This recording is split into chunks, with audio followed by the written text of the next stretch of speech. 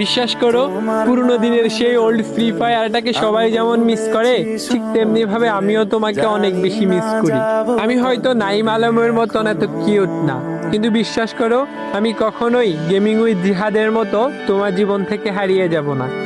আমি কখনোই কাজী অর্পার মতো রাগ করে কিবোর্ড ভেঙে ফেলার মতো তোমার মনটাকে কখনোই ভেঙে দিব না।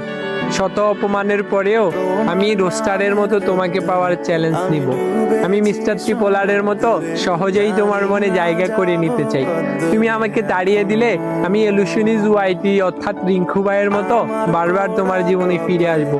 তুমি কখনো ভুল করলে আমি টিভিডি মনের মতো তোমাকে গালি দিব না। আমি লিজেন্ড প্রো রুবেলের মতো সবসময় তোমাকে হাসি খুশি রাখবো।